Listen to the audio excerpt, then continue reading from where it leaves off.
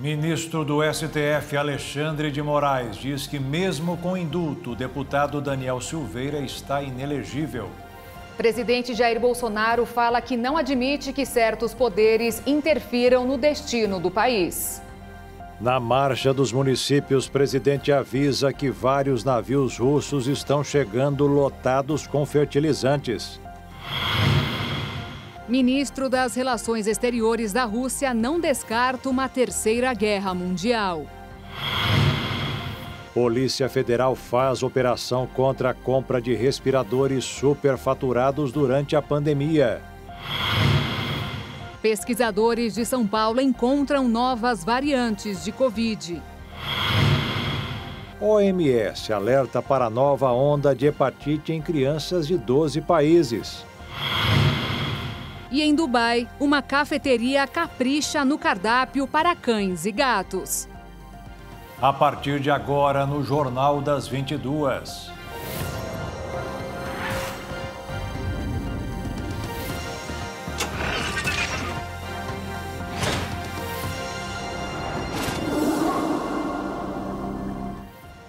Olá, boa noite. Boa noite. Uma pesquisa feita por cientistas da Universidade de São Paulo e do Hospital Sírio-Libanês alerta para mais variantes do coronavírus. A pesquisa revisou mais de 150 artigos científicos. Foram analisados aspectos do vírus, como seu potencial de mutação, a capacidade de controle do sistema imune, a transmissão e a eficácia das vacinas. Quanto maior a circulação do vírus, maior a probabilidade do surgimento de novas variantes.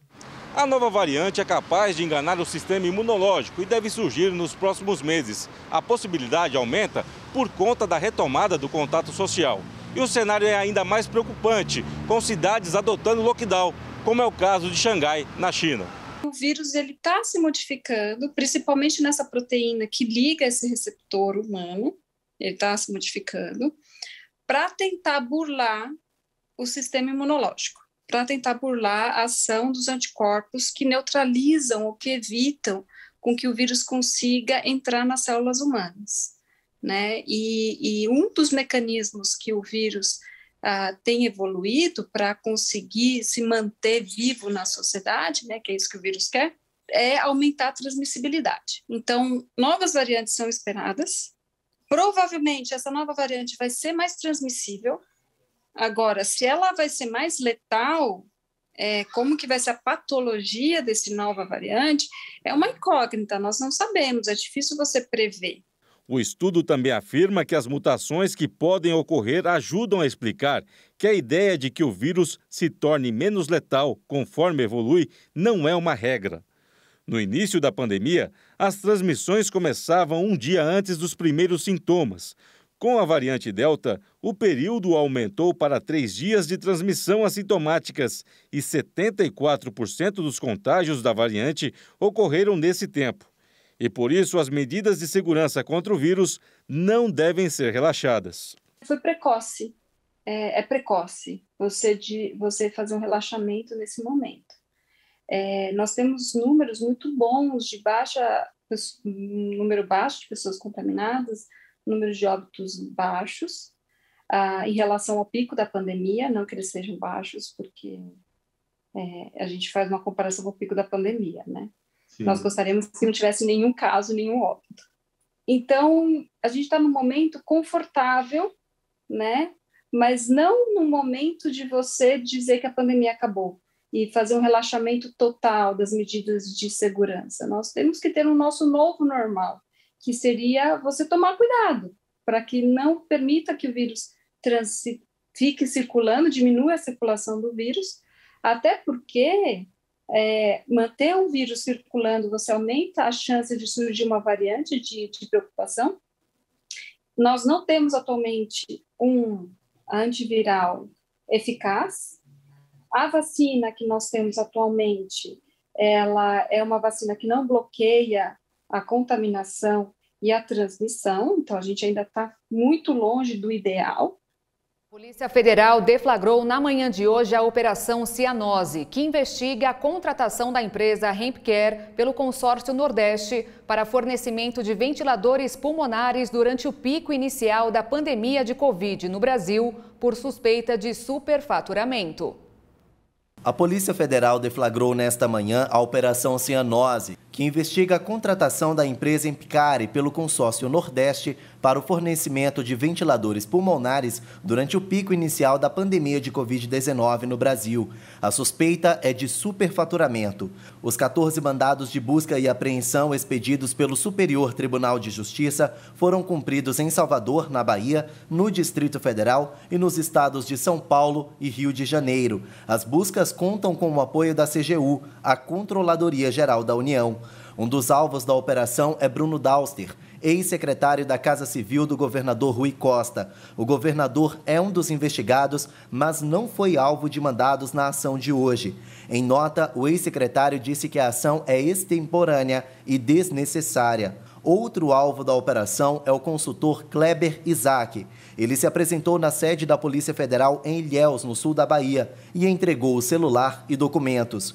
Em nota, os dirigentes do consórcio Nordeste afirmaram que a compra dos ventiladores obedeceram todos os princípios legais e que o consórcio não é alvo de investigação.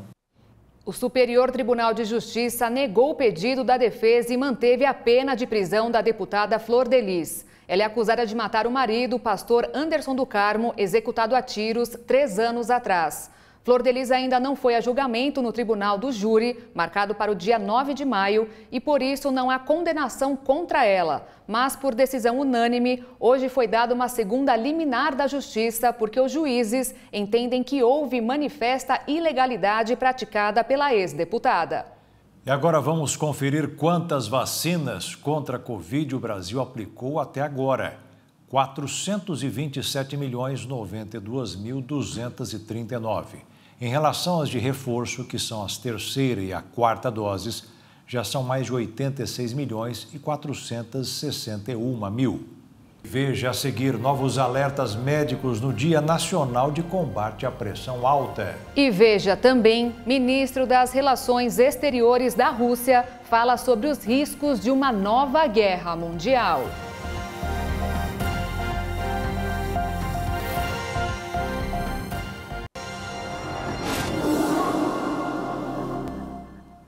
O ministro das Relações Exteriores da Rússia, Sergei Lavrov, fez hoje uma dura advertência a todos os países. Ninguém deve desprezar a possibilidade de uma terceira guerra mundial provocada pelo conflito com a Ucrânia. As destruições nos territórios ucranianos abalam toda e qualquer tentativa de retomada da área invadida por parte do exército do país. Os ataques não param na região de Donbass, onde ficam Donetsk e Luhansk, mesmo as localidades sendo comandadas pelos grupos separatistas pró-Moscou. Os bombardeios realizados pelos russos não cessam. Com as intenções estratégicas, os mísseis atingiram uma subestação ferroviária e interromperam o fornecimento de armas às forças ucranianas que tentam, de alguma forma, proteger o leste do país. Mariupol segue o mesmo roteiro de violência com os contínuos ataques. O alvo, desde a semana passada, tem sido a siderúrgica de Azovstal, que tem domínio das tropas ucranianas e que a Rússia tenta tomar a todo custo. E a cidade, localizada no sudeste da Ucrânia, foi assunto de uma das reuniões mais importantes desde o início da guerra. O presidente russo Vladimir Putin se reuniu com o secretário-geral da Organização das Nações Unidas, Antônio Guterres.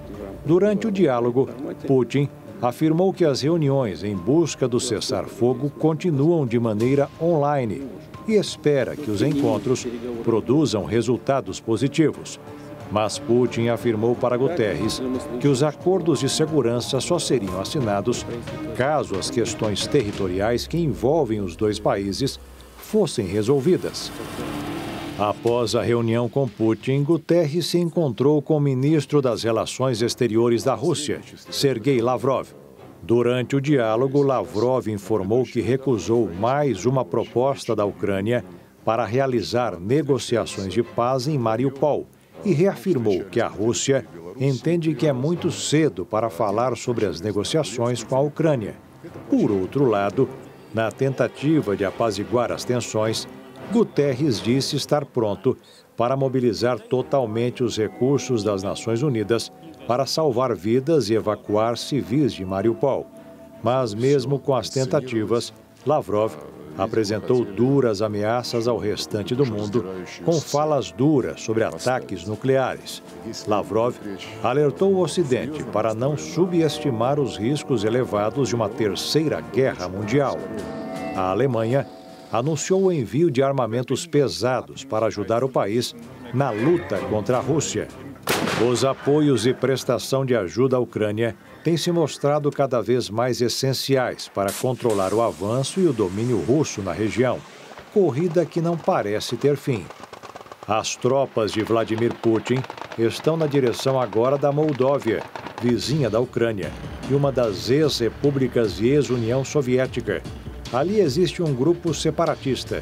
É tudo o que Putin gosta de ver. Nesta terça-feira, o dólar fechou em alta de 2,35%. É o maior valor desde o dia 18 de março. Nesta sessão, a moeda brasileira liderou com folga as perdas entre as principais divisas globais. Com isso, a moeda norte-americana encerrou o dia cotada em R$ 4,99 na venda. Já a Bolsa de Valores fechou em queda de 2,23%, com 108.212 pontos. E hoje é celebrado o Dia Nacional de Combate à Hipertensão Arterial, que tem por objetivo conscientizar as pessoas sobre os cuidados básicos contra o problema, que atinge grande parte da população. A repórter Maria Clara Leite tem os detalhes. A hipertensão é caracterizada quando a pressão arterial está acima dos 120 de máxima e 80 de mínima, que são aqueles 12/8 que a maioria das pessoas conhece bem. Segundo dados do Ministério da Saúde, 25% da população brasileira tem pressão alta. E os principais sintomas são dor de cabeça, dor na nuca, tontura, enjoo e até falta de ar. E segundo o especialista com quem eu conversei mais cedo, as consequências de tudo isso podem ser graves. Maria Clara, excelente pergunta. O diagnóstico de hipertensão é importantíssimo para dar o norte terapêutico, para guiar o tratamento. A gente precisa saber se o paciente é hipertenso para evitar as complicações da hipertensão. São elas diversas: AVC, infarto, insuficiência renal e insuficiência cerebrovascular. Mas tudo isso pode ser evitado, né? Quais são os principais cuidados que nós devemos ter para evitar a hipertensão? Boa pergunta. Primeiro, uma modificação no estilo de vida. Evitar o tabagismo, praticar atividade física, evitar a obesidade, uma alimentação mais correta e a observação dos fatores familiares. Se você tem história de hipertensão na família, se seu pai e sua mãe têm hipertensão, procura um médico, procura um cardiologista. E uma vez com o diagnóstico preciso, fazer as modificações no estilo de vida e, em alguns casos, infelizmente na grande maioria dos casos, fazer uso de medicações, as chamadas medicações antihipertensivas. É isso aí, então, neste Dia Nacional de Combate à Hipertensão Arterial, ficam aí as dicas do doutor para uma vida mais saudável e controle da pressão. E em Santa Catarina, o que está crescendo bastante são os casos de dengue. O número de infectados começou a se espalhar e até agora o que faltam são reagentes para confirmar o diagnóstico nos laboratórios. As agentes de saúde dos programas de endemia são incansáveis na busca por focos do mosquito Aedes aegypti, o transmissor da dengue, zika, chikungunya e febre amarela. Mas elas ainda encontram resistência de muitos moradores ao realizar as visitas para detectar se há locais com foco de criadouros do mosquito. Infelizmente, as pessoas ainda não nos deixam entrar. É muito importante porque nós temos dentro da área de foco, né? A gente considera uma área de risco, então falta só a conscientização. Nós somos pessoas que estamos aqui para conscientizar, incentivar, instruir as pessoas da importância do nosso trabalho de conscientização. Em vários locais, os focos estão sendo encontrados em terrenos baldios, casas em construções e em embalagens deixadas nas ruas, que podem armazenar água parada e ali nascer novos mosquitos. A gente tem encontrado bastante marmitas, copos descartáveis, inclusive as folhas de coqueiro, né? Elas ficam acanoadas e ali fica a água parada. Então, a gente faz coleta também. 33 municípios catarinenses hoje vivem endemia de dengue, de acordo com o último boletim divulgado pela Secretaria de Saúde. Já são 16 o número de mortos no estado e, ao todo, são 17.602 casos autoqutones transmitidos dentro do próprio estado, distribuído em 87 municípios catarinenses. Hoje, o estado vive uma falta de exames e de reagentes para detecção e diagnóstico dos possíveis pacientes com diagnósticos de dengue. De acordo com a informação da Secretaria de Saúde Estadual, essa falta de kits de laboratório se deve à falta de entrega por parte do Ministério da Saúde. E os que foram comprados pela Secretaria de Saúde do Governo Estadual de Santa Catarina estão à disposição da região oeste, aonde a epidemia está mais intensificada. E veja a seguir, na Marcha dos Municípios, o presidente Jair Bolsonaro fala sobre a chegada de 27 navios russos carregados com fertilizantes. E ainda, segundo o ministro do STF, Alexandre de Moraes, indulto presidencial não permite que deputado Daniel Silveira concorra às eleições.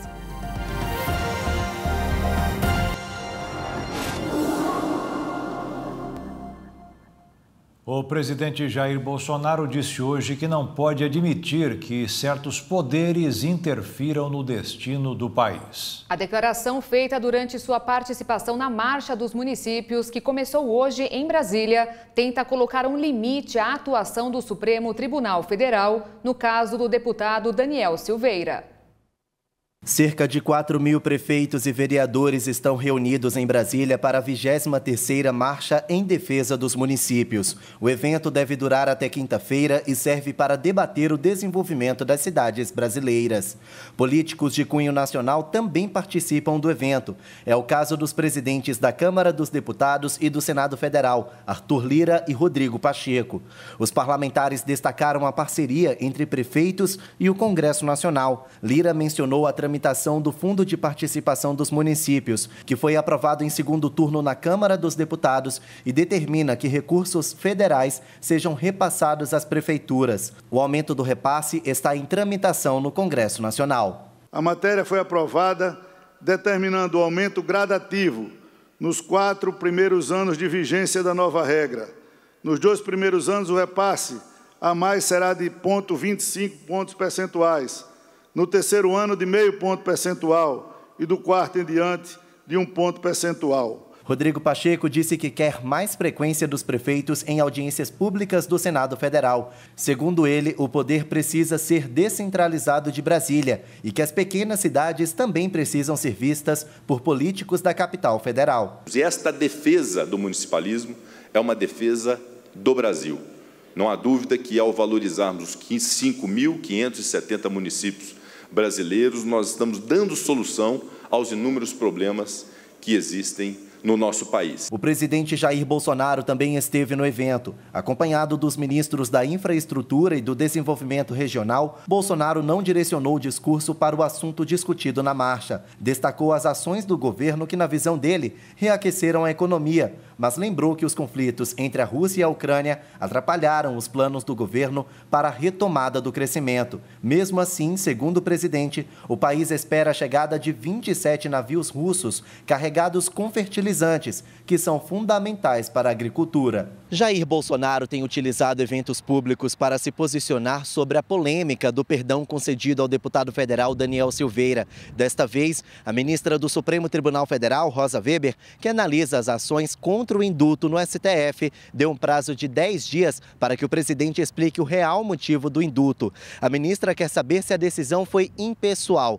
Sem citar nomes, Bolsonaro mais uma vez falou sobre o perdão e defendeu o parlamentar. A nossa liberdade, inegociável.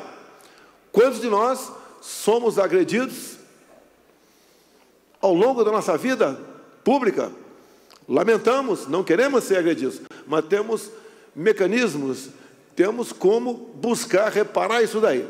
Obviamente, não podemos admitir que algum de nós que possa ter certos poderes, não interfira no destino final da nossa nação, nesse nosso bem maior, que é a nossa liberdade de expressão. Minutos depois, no evento do Superior Tribunal de Justiça, Rodrigo Pacheco ressaltou que parlamentares governistas querem mudar a legislação para proteger aliados. Ele disse isso fazendo referência ao deputado Daniel Silveira. Pacheco criticou o projeto. Portanto, a nossa responsabilidade enquanto parlamento é fazer modificações que sejam equilibradas, úteis, importantes e que não sejam vulgarizadas ou banalizadas, repito, por uma vontade de minoria, ou por interesses não republicanos, ou por uma vontade, por vezes, movida por uma paixão momentânea que logo passa, mas a lei fica. A tensão continuou. O STF deu 48 horas para a defesa do deputado Daniel Silveira se pronunciar sobre o indulto concedido pelo presidente Jair Bolsonaro. Em entrevista coletiva, o presidente da Câmara dos Deputados, Arthur Lira, mostrou que é um aliado do presidente Jair Bolsonaro nessa questão, ao afirmar que é competência do Congresso Nacional decidir sobre mandatos parlamentares.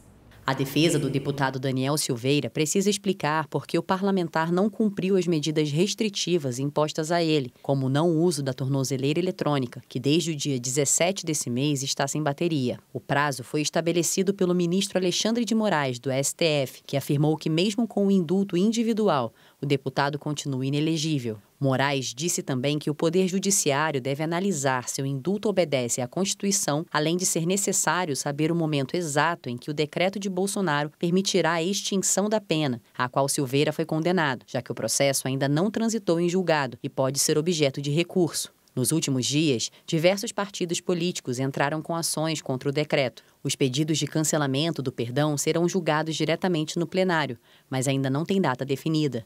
A ministra Rosa Weber relatou de 4 ações que pedem a nulidade do decreto presidencial. Decidiu pela análise por parte do colegiado e não por uma decisão individual. Com o clima de crise entre os 3 poderes, o presidente do STF, Luiz Fux, convidou os ministros para um almoço em comemoração ao seu aniversário de 69 anos, quando eles discutiram a atual situação. Um fato raro no Supremo. A posição do Legislativo foi expressa de maneira bem clara pelo presidente da Câmara dos Deputados, Arthur Lira. Segundo ele, é competência exclusiva do Congresso decidir sobre os mandatos parlamentares.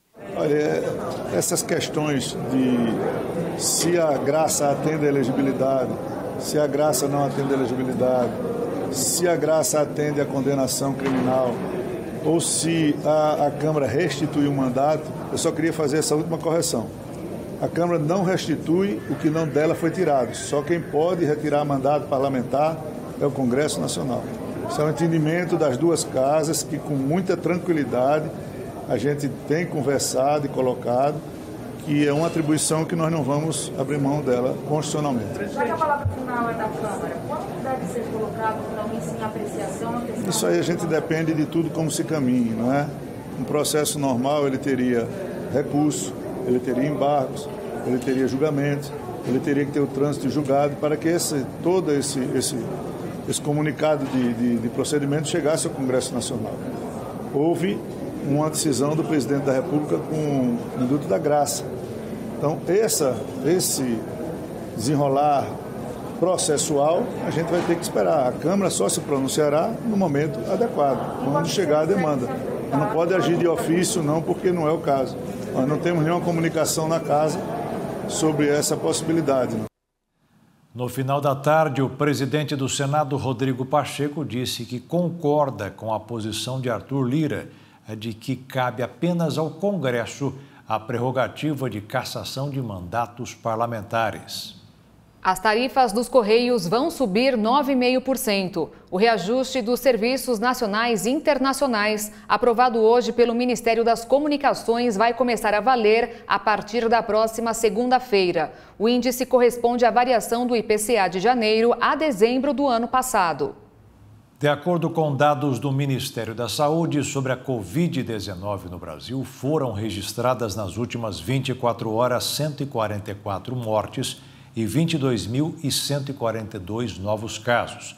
Dos mais de 30.378.000 diagnósticos, mais de 29.411.000 pessoas se recuperaram e 281 mil seguem em acompanhamento. E veja a seguir. A Organização Mundial da Saúde faz um alerta sobre a onda de hepatite que atinge crianças de 12 países. E veja também, em Dubai, cães e gatos têm várias opções no cardápio especializado em pets.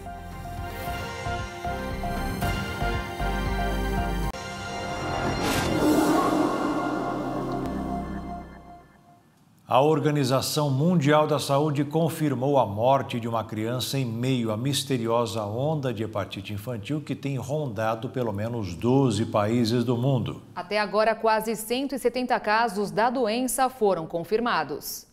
Depois da Covid-19, agora um novo alerta se acende para os pais. Casos de um tipo de hepatite aguda grave, que até agora parece acometer somente crianças e adolescentes, vem sendo alvo de preocupação da Organização Mundial da Saúde. E motivos para isso não faltam. Segundo a OMS, 17 vítimas precisaram de transplante de fígado e uma morte pela doença foi confirmada. Acontece que a criança estava bem, do nada, evolui com quadro de hepatite fulminante, ou seja, uma perda da proficiência do fígado. O fígado é campeão, não, ele é especializado em proteínas e fatores de coagulação. De repente, ele para de funcionar, eleva as escórias, ele para de filtrar o sangue, ele filtra o sangue para o rim eliminar. Começa a acumular metabólitos, as crianças começam a ficar com queda de estado geral. E, de repente, alterações de coagulabilidade vai evoluir para a morte, que é a hepatite fulminante. Uma hepatite fulminante de causa ainda inexplicável. Nenhum teste molecular feito até agora conseguiu isolar os subtipos conhecidos da hepatite. Por isso que é misterioso e é por isso que deixa a gente preocupado. Estamos frente a uma doença não conhecida?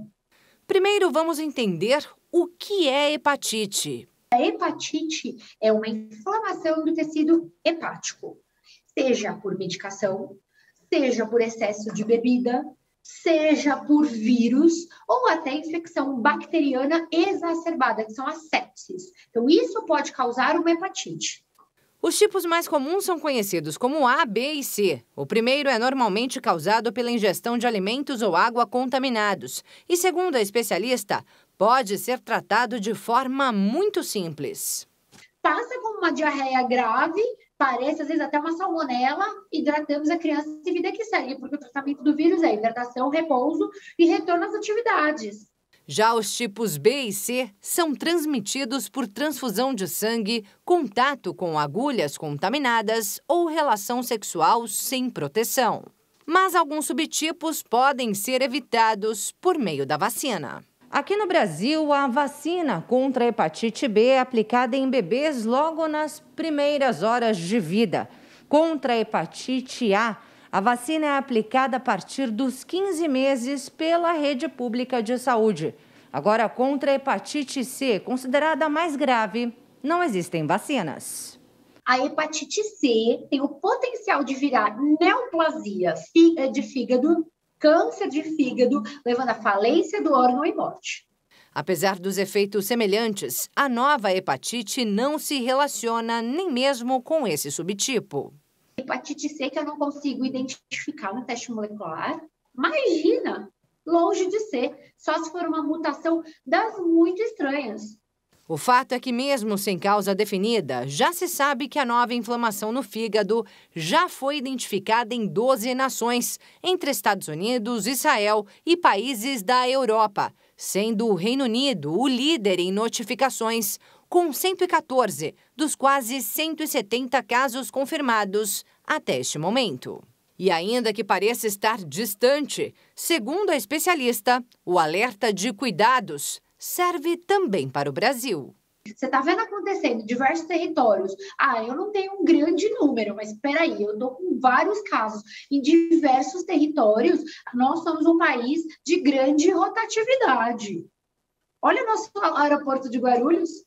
somos paradas para outros destinos, com certeza. Agora, nós não temos como nos defender de algo que a gente não sabe como funciona. Então, manter as medidas básicas, lavar muito bem a mão, os alimentos, das medidas do Covid, que a gente não sabe se é uma coisa que pega pelo ar, a gente mantém a nossa máscara e distanciamento social.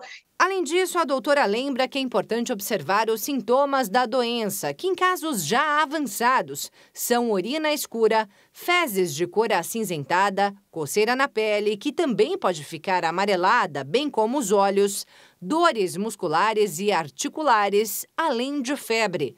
Mas os primeiros sinais são estes.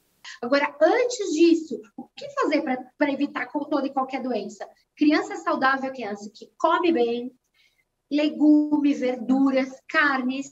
Criança que dorme bem, dormir na hora certa é essencial, dormir cedo, acordar cedo, preservar o ciclo circadiano dela. E brincar. São a fórmula mágica para deixar as crianças saudáveis. A Polícia Federal devolveu a arma do ex-ministro da Educação, Milton Ribeiro, após ele disparar acidentalmente e ferir uma mulher no aeroporto de Brasília ontem à tarde.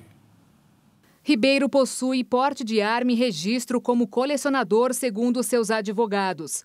A devolução ocorreu devido ao acidente ter sido provocado por um cuidado excessivo de não tirar a arma de dentro do bolso em público, a fim de não expor nem constranger as pessoas presentes, e também ao zelo de não circular com ela carregada. O episódio aconteceu na tarde de ontem, quando o ex-ministro embarcaria em um voo para São Paulo. Ele havia deixado seu apartamento funcional em Brasília e estava de mudança para a capital paulista. Ele declarou que, como já havia feito despacho de arma de fogo pela internet, se dirigiu diretamente ao balcão da companhia aérea e, ao abrir sua pasta de documentos, pegou a sua arma para separá-la do carregador quando o disparo acidental aconteceu, atravessando sua pasta e se espalhando pelo chão. Uma funcionária de uma companhia aérea que não teve a identidade revelada foi atingida por estilhaços, mas passa bem após ser atendida no local. Nesse ano, novas regras para embarque com a posse de uma arma e o despacho de armas de fogo em aeroportos do país foram aprovadas pela Comissão de Segurança Pública da Câmara dos Deputados.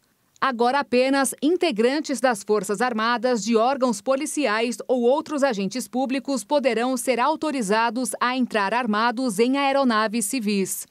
Em todos os casos, o armamento deverá ser transportado sem munição, podendo ser carregado apenas em local apropriado após o desembarque. Ainda assim, é restrito a algumas situações, sendo obrigatório comprovar a necessidade de porte. O Superior Tribunal Eleitoral ampliou o número de urnas para serem testadas nas eleições deste ano. O objetivo é aumentar a segurança e a transparência sobre a votação eletrônica e mostrar que o sistema é confiável. O teste das urnas ocorre em todas as eleições e tem como objetivo verificar se elas contabilizam corretamente os votos que são digitados. Nessa auditoria, voluntários votam em papel e os mesmos votos são digitados na urna. O processo é filmado e, ao final, é verificado se o boletim da urna bate com o que está no papel. Como não é possível testar todas as urnas, a metodologia estatística é importante para definir a amostra adequada de urnas testadas, considerando o nível de precisão que se quer alcançar. A previsão é que sejam usadas 577 mil urnas em todo o país no pleito deste ano. No Brasil, nunca houve registro de fraude nas urnas eletrônicas em uso desde 1996. Com voto impresso, pleitos anteriores já tiveram suspeitas, com casos emblemáticos no Rio de Janeiro e em Alagoas, por exemplo, que envolveram cédulas de papel fraudadas e apuração irregular. No período com urnas eletrônicas, até as eleições de 2020, eram testadas 100 delas a cada votação. Nos últimos 6 meses, em meio às notícias falsas de que o sistema pode ser fraudado, o tribunal inicialmente anunciou que dobraria a quantidade de urnas testadas. E a conta de luz poderá ficar mais cara ainda este ano. De acordo com números divulgados pela Agência Nacional de Energia Elétrica, a ANEEL, os consumidores de todo o país pagarão mais 30 bilhões de reais nas tarifas de energia. O valor representa um aumento de 54,3% em comparação com o ano passado. A definição da tarifa leva em conta, além dos subsídios dados pelo governo, fatores como preço de energia, volume das chuvas e os impostos estaduais. A confiança da construção atingiu o maior nível desde 2014. O otimismo cresceu com a melhor percepção sobre a situação atual e as expectativas futuras do mercado. Na análise do período entre fevereiro e abril, o indicador registrou a primeira alta no ano. Avançou 1,6 ponto na comparação com o período compreendido entre os 3 meses anteriores. O Instituto Brasileiro de Economia avalia que o resultado acontece com um salto das estimativas dos empresários do setor, o que indica uma percepção de otimismo. O índice de confiança ficou positivo com as projeções de crescimento da atividade em 2022. O indicador apresentou uma visão mais favorável sobre o momento atual e a melhora das expectativas em relação aos próximos meses.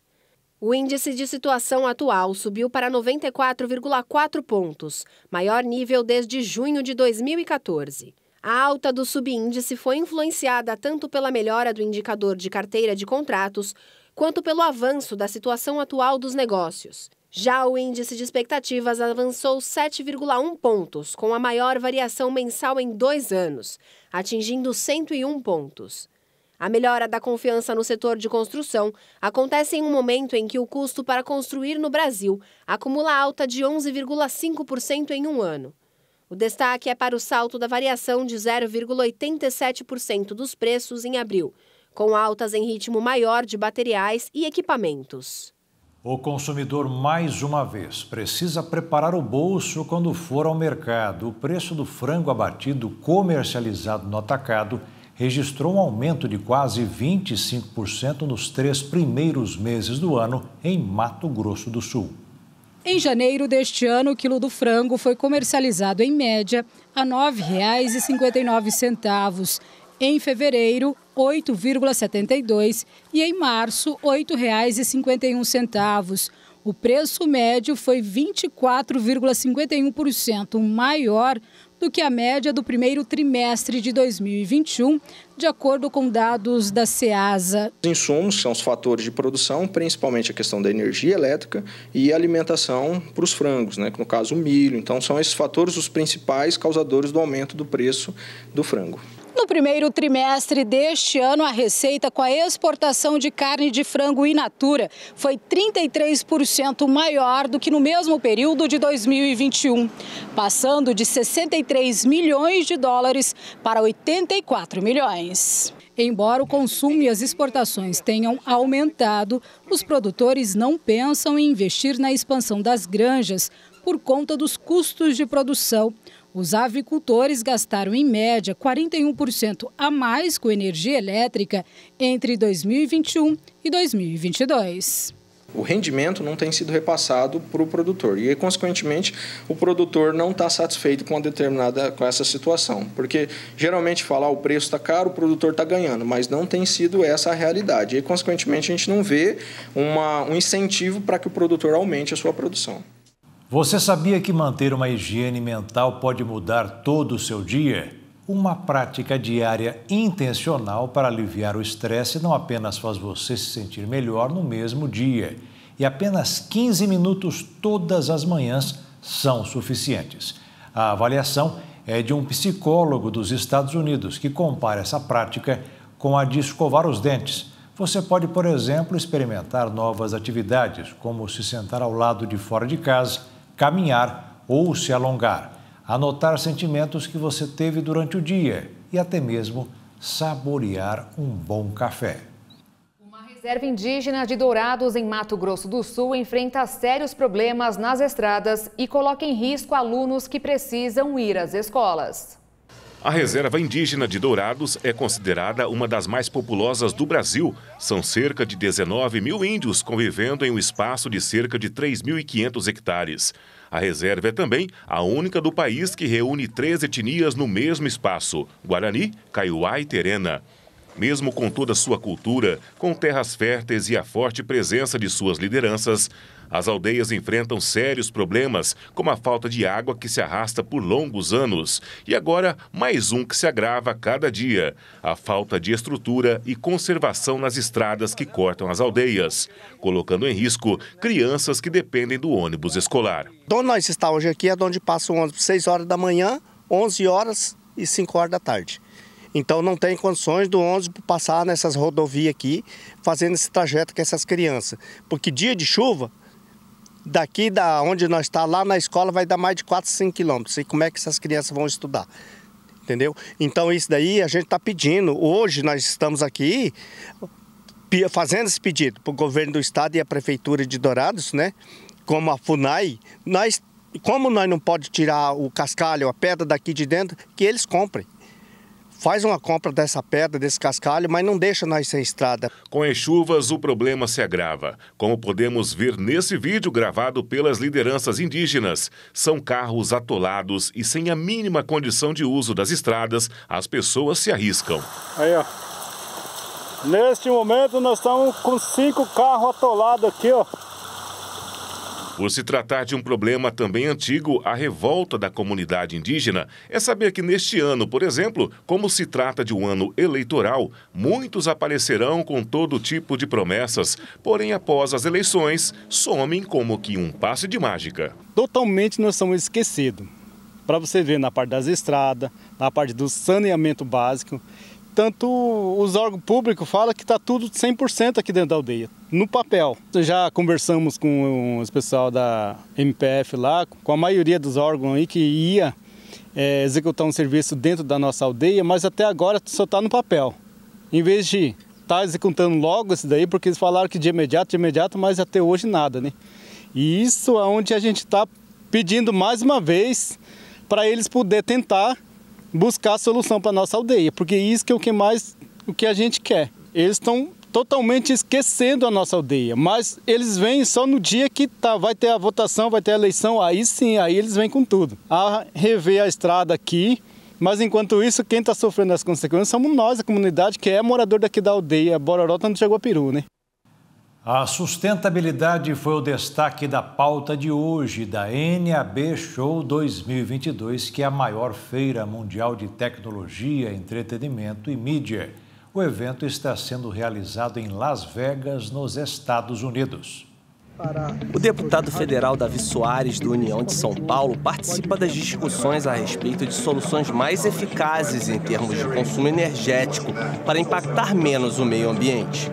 E hoje, aqui na NAB, estamos participando de fóruns. E a grande discussão, muito além da interatividade, é a questão ambiental. Produtos que estão sendo anunciados aí com possibilidade de consumo de mais de 90% menos de energia, portanto aí uma preservação do meio ambiente. A preocupação do segmento do audiovisual e da radiodifusão com a questão ambiental faz todo sentido. Cresce no mundo a temática da chamada pegada ecológica, que está ligada à crescente demanda mundial por bens de consumo que não coloquem em risco os principais recursos naturais do planeta. A questão ambiental, a ecologia está presente nos debates, nos fóruns e na venda, né? Na promoção dos produtos que as empresas vêm trazer aqui para, digamos, ser atrativas ao mercado. Uma outra pauta em alta no mundo está tramitando na Câmara dos Deputados em projetos que visam a regulação da compra e venda de créditos de carbono no país. Este mercado pode trazer receitas de até 100 bilhões de dólares ao Brasil, segundo o estudo do ICC Brasil. Empresas de destaque no ramo tecnológico mundial apresentaram novidades no evento. Nós temos agora uma volta com a Tesla, que está patrocinando esse, vamos dizer assim, essa carona de cortesia, para eles conhecerem a experiência. Sensacional o carro.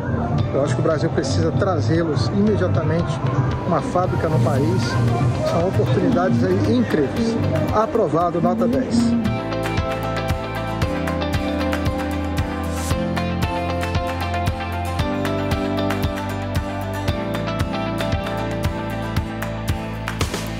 A NAB Show 2022 segue com exposições, palestras e atividades multidisciplinares até amanhã, no Centro de Convenções de Las Vegas.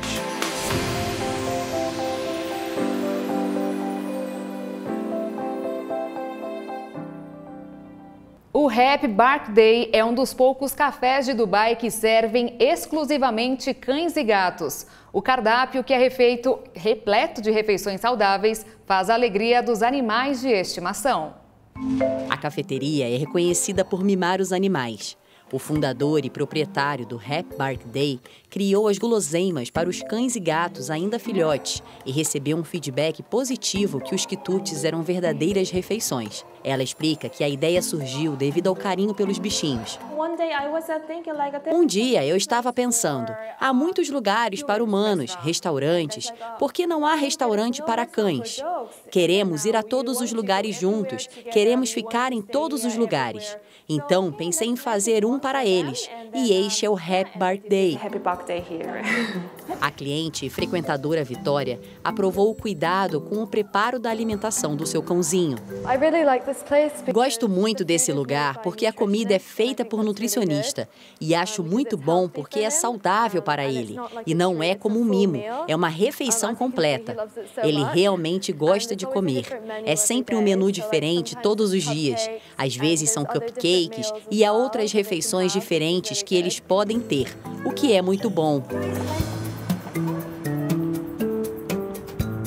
O Jornal das 22 termina aqui. Fique na paz. Até amanhã. Tchau.